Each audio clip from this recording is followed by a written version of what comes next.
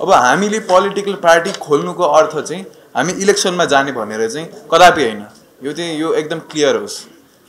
अब आधिकारिक हुनलाई भिड भएर देश विकास हुँदैन, आधिकारिक त हामी हुनु पर्यो। अब कि त मैले एनजीओ खोल्नु पर्यो देश विकासको लागि, कि त मैले पोलिटिकल पार्टी खोल्नु पर्यो। त्यो बाहेक त नत्र हुलमुल मात्रै हुन्छ। अब हुलमुलमै भएर देश विकास गर भन्न तले मिल्दैन। मिल्छ भने भनिदिनुस्। हैन सो त्यस्तो छ। त्यही कारणले कि त एनजीओ खोल्नु पर्यो कि त हुलमुलै गर्नु पर्यो। अहिलेको जस्तो जेनजी यतापट्टि तितर यता प्रधानमन्त्रीले 5 वटा बोलाउने, यता राष्ट्रपतिले 5 वटा बोलाउने। अब यस्तो गर्दाखेरि लिड कसले गर्ने, म्यान्डेट कसले दिने, डाइरेक्ट कसले गर्ने?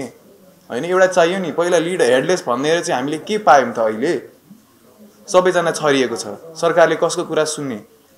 त्यो आफै अब एक हिसाबले जब सबैतिरबाट फुटेको छ, यस्तो भएपछि हामी डाइरेक्सनलेस हुन्छौं, दिशाहीन।